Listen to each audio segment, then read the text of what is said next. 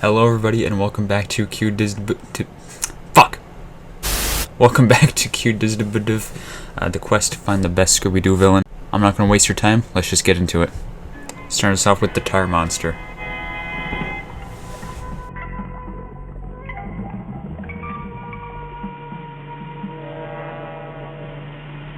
Whoa, like these Turkish mountain roads are really rocky.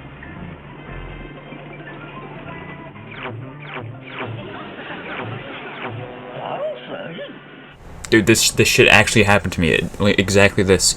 So sometimes I work on set, and they didn't have any seats, so they just put me in the back of a van. It was like this, actually. See, this is what I was talking about last episode with the new camera angles. This is one of them.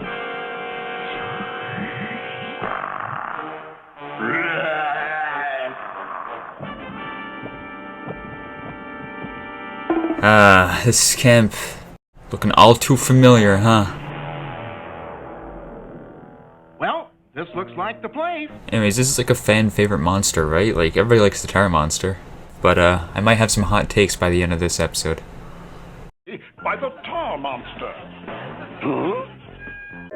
We were about to open this sanctum when we found an ancient curse carved in the stone. It said, "This city is under protection of the tar creature." I don't know about you guys, but I wouldn't really trust tar to keep my city safe. Mainly because, I mean, look at it. It's not exactly the fastest of the sludges. What a trip, eh, Scoob? I'll just feel around for them.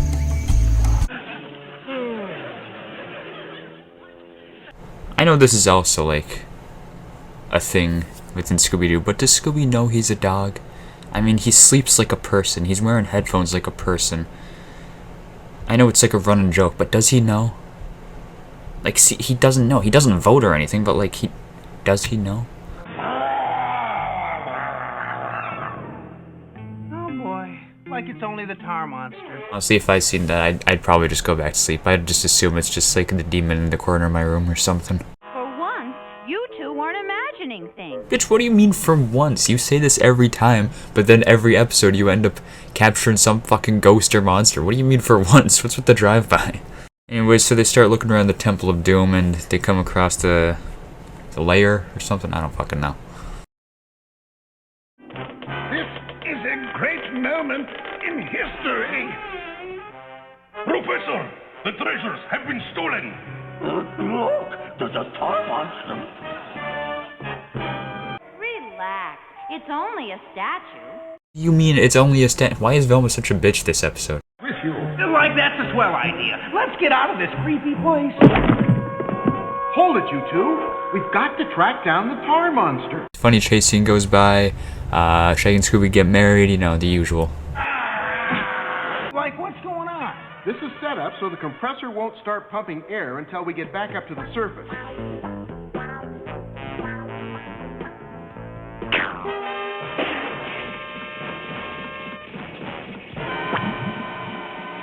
Gee, I sure hope this works.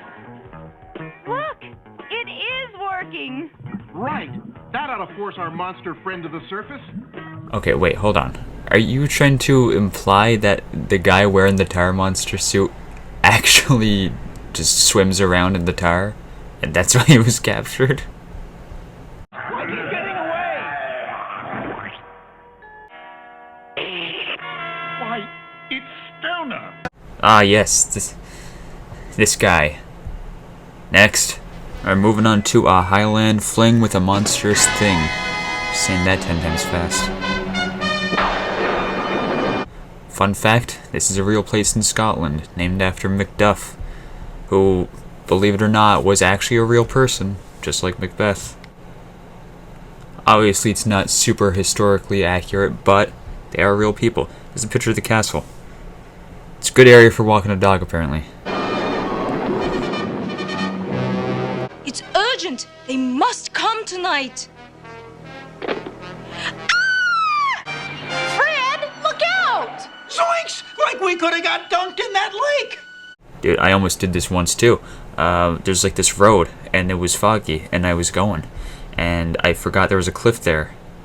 That must be Loch Ness, so we can't be too far from Aggie's castle. Don't you mean Lake Ness? Oh, Actually, in Shaggy, Scotland, it's called a loch. It's Scottish Gaelic, which was the native language of the Scottish people, which is brought over by Irish settlers called the Celts, who also use a form of Gaelic called Irish Gaelic, which is still kind of used today, as far as I know.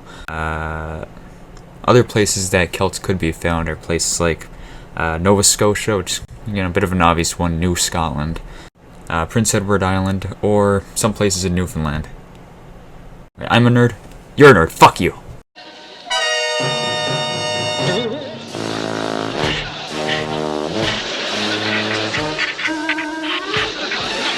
Something like this ever happened to you? You get so scared you can't even scream, you just gotta do an act. Like I'm freezing, Scoob. Turn on the radiator. Now this feels like a classic Scooby-Doo episode. The monster just kind of inserting itself into a situation, making it even more funny. Oh, right, and this is also a tag team. We get this guy. Listen to this laugh. Stand back, Scoob.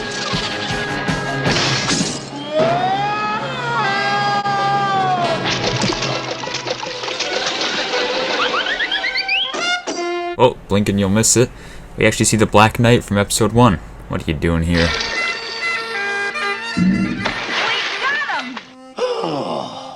Now we'll pump out the water and they'll be high and dry. Like I thought I was a goner. Now let's take a look at our ghost. Why, it's Jamie Craigmore. You just had to fall into the stereotype of the butler did it, didn't you? Next. Another fan favorite, the creepy case of Old Iron Face.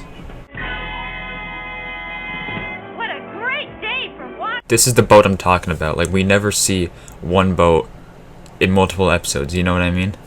Whatever. Oops, too pissed off to talk about it now. That weird character and the shark. And look, Shaggy and Scooby made it to the beach. Hey, goodness.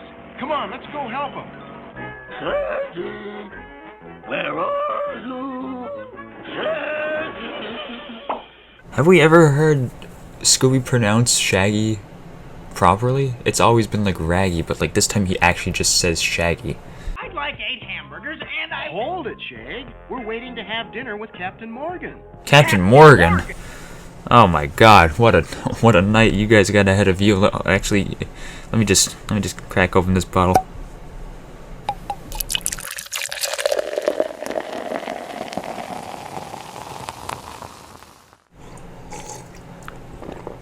Oh yeah, it's the stuff right there. The tour guide who'll take us to Skull Island. Nobody ever goes to Skull Island anymore. It's haunted. Okay, usually I try to play it in the middle, but if something happened to Captain Morgan, I'm gonna be pissed, so we gotta go now. I wonder if it's for rent. Nope.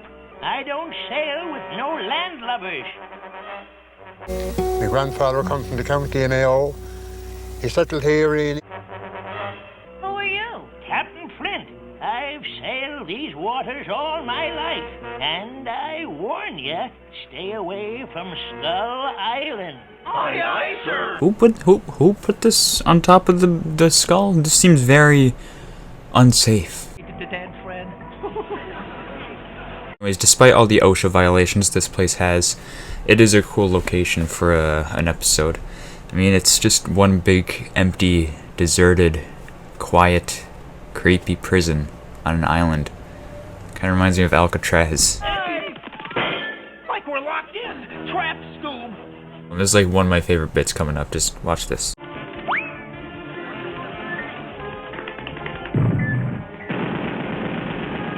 One hit for each nail. Like that ought to keep old Metal Puss out of here.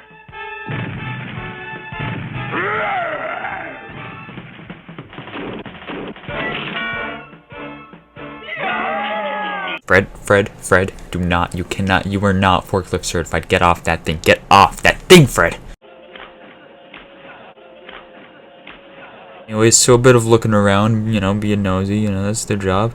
They do come across Captain Morgan. Thank fuck, am I right? I was Look! It's Captain Morgan. Well, now that we know you're okay, we better find Shaggy and Scooby. Oh, sharks! Like holding Scoobo, pal. These are torpedoes painted to look like sharks. Huh? What's that? It's Iron Puss. Quick, in here. We can't forget this pretty smart means of travel. I mean, using a shark to get around, it's pretty smart. Look, one of those giant sharks. Now, let's see who this Iron Face really is. Mamma mia! Next. Moving on to Jeepers, it's the Jaguaro.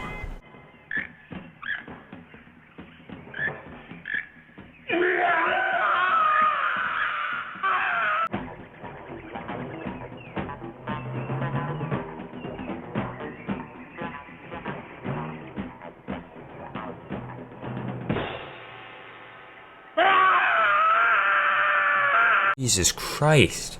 Calm down. Fuck. You know what's kind of funny? This was the episode that traumatized me as a child. Well, we're over the Brazilian jungles, gang. We'll be landing in Rio de Janeiro in a couple of hours. I can't wait to see the carnival in Rio. Oh, dude, that's what I'm saying. Last time we went on vacation, we had to deal with some racist tiki ghost. I sure hope nothing like that happens this episode.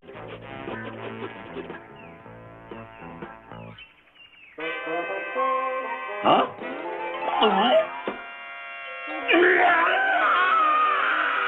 Well, but like seriously, who designed this scream? This is perfect. I know like Frank Welker did a lot of the sound effects and stuff, but like what? Who did this? I want to know.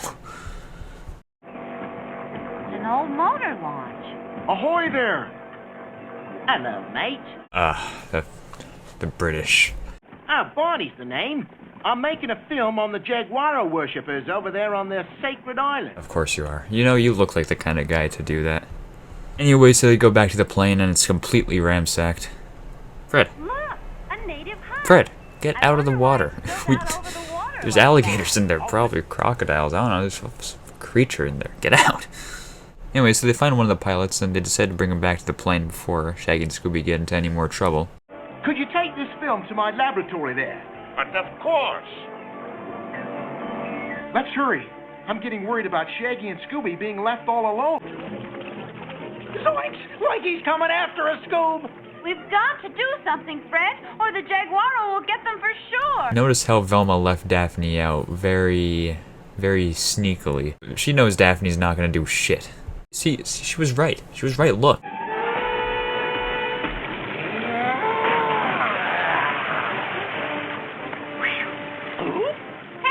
we did it!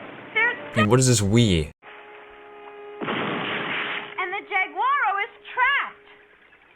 Now let's see who the jaguaro really is. Moving on.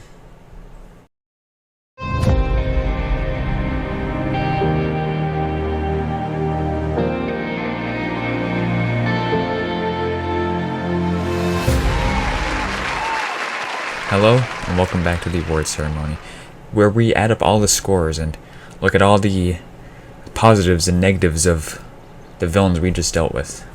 So, let's get into it. Bring up the scoreboard, please. As you can see, each villain is ranked out of 4 categories: design, laugh, powers, and plan. Each category is out of 5. Perfect score is 20. And let's get started with the Tar Monster. Coming in with a design of 2, because not a lot going on there, honestly. It's a dude made out of tar. He's constantly melting and dripping all over the place, making a mess everywhere he goes. It's kind of weird though. I know he's kind of like a fan favorite for some reason. I don't get it. He's not as good as he's hyped up to be, which is kind of weird because he did secure himself not 1 but 2 movies. So maybe I'm wrong. I don't know, but just this time didn't do it for me. Get a 2. Moving on to the Loch Ness Monster. They get a design of 4 because, you know, Loch Ness Monster, pretty scary. Yeah, I mean, how much more do you want to get into a giant creature, a giant sea creature of all things? Dude has a whole lake named after him, so he's clearly important. As far as the Highlander goes, he's not super creepy, but you know, still appreciate the design. Iron Face gets a 3 because although it was pretty creative, wasn't perfect. It was simultaneously a lot going on and not a lot going on. Because like, I appreciate the pirate fit, and the Iron Face is pretty cool. But if we got a little more, I don't exactly know what it is, but if we got a little more, I think that would have been a 5. Funny enough, Iron Face also secured themselves in a movie. It's the same one as the Tire Monster. The jaguaro gets a 5 because, well, it's a simple design, but simple is sometimes a good thing. And in this case, that is a good example of it. It's just a big, scary beast, and sometimes that's just what Scooby-Doo needs. It doesn't need to be some pirate with an iron face. It doesn't need to be some gooey tire monster. Sometimes it just needs to be a giant fucking cat. And, I mean, look at it. It's pretty scary. Come on. Moving on to Laugh. The tire monster gets a 1 because it didn't really have anything, unfortunately. For most of it, the tire monster just sounded like it was gargling sludge, which I guess fits the character, but it's just... It's kind of hard to be intimidating when it just sounds like you're brushing your teeth. The Loch Ness Monster and Highlander get a 4. This is a duo, so we gotta count both villains. So in this case, the Highlander picks up the slack for the Loch Ness Monster. It's a pretty solid laugh. Doesn't use it often, doesn't overuse it. Could have used it a little more, but it's pretty good. Moving on to Iron Face. Now, Iron Face didn't really have a laugh, but they did have kind of a battle cry going on. You know, I can appreciate that. It's pretty good. Definitely intimidating. And the jaguaro, of course, gets a 5 because, need I remind you? You know, weirdly enough, the jaguaro was also in Cyber Chase, the same one as the Tire Monster and Iron Face. Huh. Tire Monster for powers gets a 3 because although the laugh and design were kind of goofy, powers was okay. I mean, being able to move around in the tire was pretty useful. That's about it though. Just kind of a traversal thing. Nothing extreme. I guess you could kind of maybe use the tire against people, but we didn't really see it that much, did we? The Highlander and Loch Ness Monster get a 4 because, again, the Highlander picks up the slack here and is able to literally control the Loch Ness Monster. And honestly, the scariest thing about this guy is him playing the bagpipes, so they get a 4.